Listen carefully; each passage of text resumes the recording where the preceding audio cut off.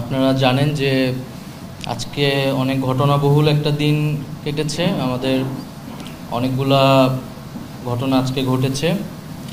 এর মধ্যে আমরা দেখেছি যে ভোররাত থেকেই ঢাকায় হচ্ছে বিভিন্ন মাইক্রোবাস এবং বাসে করে কিছু সাধারণ মানুষজনকে নিয়ে আসা হয়েছে ঋণের নাম করে, ঋণ দেওয়ার নাম করে, এবং অহিংস গণ অভ্যুত্থান আন্দোলন নামে একটি প্ল্যাটফর্ম এবং পুরো একটি মিথ্যা প্রচারণা করে তারা মানুষকে নিয়ে এসেছে। সেটার সাথে যিনি আহ্বায়ক তাকে পুলিশ হেফাজতে নেওয়া হয়েছে এবং যারা সাধারণ মানুষ ছিল তাদেরকে বোঝানো হয়েছে পুরো বিষয়টা যে মিথ্যা।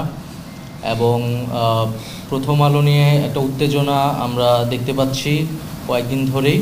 গতকালকেও এরকম ঘটনা উত্তেজনা তৈরি হয়েছিল অফিসের সামনে, এবং আজকে সারাদিন হচ্ছে রাজশাহীতে তাদের অফিসে ভাঙচুর হয়েছে এবং চিটাগাং, ব্রাহ্মণবাড়িয়া সহ বিভিন্ন জায়গায় বিক্ষোভ হয়েছে।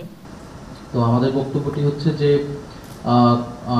যে কোনো গণমাধ্যম বা পত্রিকার বিরুদ্ধে যদি জনগণের কোনো অংশের অভিযোগ থাকে, ক্ষুব্ধতা থাকে, তারা সেটি প্রকাশ করতে পারে, তবে সেটি অবশ্যই শান্তিপূর্ণভাবে হতে হবে।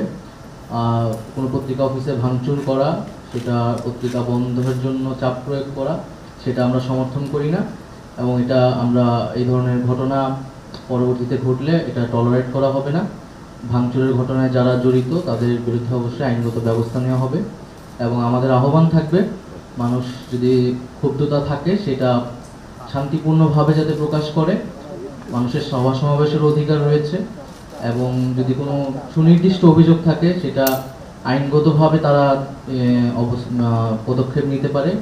তো আমরা আহ্বান জানাবো যাতে কোনো ধরনের অনাকাঙ্ক্ষিত বা নৈরাজ্যকর পরিস্থিতিতে যাতে জনগণ অংশ না নেয় এবং বাংলাদেশের ভাবমূর্তি নষ্ট হয়, এরকম কাজ থেকে যাতে আমরা বিরত থাকি।